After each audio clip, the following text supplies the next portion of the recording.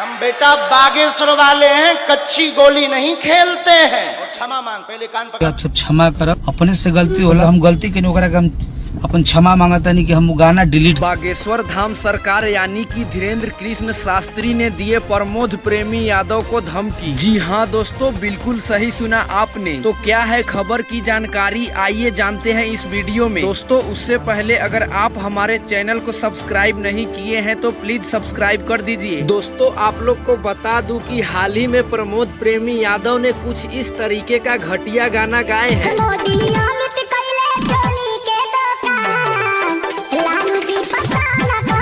दोस्तों प्रमोद प्रेमी का यह गाना काफी ज्यादा घटिया है और बेहद अश्लील है, समाज में सुनने लायक नहीं है। दोस्तों इस गाने में पीएम श्री नरेंद्र मोदी और गृह मंत्री अमित शाह को बुरी तरह से अपमानित किया गया है प्रमोद प्रेमी यादव द्वारा। दोस्तों इसी सब चीज को देखते हुए बागेश्वर धाम सरकार या यूं कहे तो धीरेन्द्र कृष्ण शास्त्री जी ने काफी ज्यादा गुस्सा हो गए और प्रमोद प्रेमी यादव को चेतावनी देते हुए बोले कि अब से ऐसा घटिया काम मत करना, घटिया गाना मत गाना। तो दोस्तों आप लोग को बागेश्वर धाम सरकार यानी कि धीरेन्द्र कृष्ण शास्त्री जी और प्रमोद प्रेमी यादव के बारे में क्या कहना है, नीचे कमेंट करके जरूर बताएं। और ये हमारा वीडियो अगर आप लोग को अच्छा लगा हो तो वीडियो को भी लाइक जरूर करें।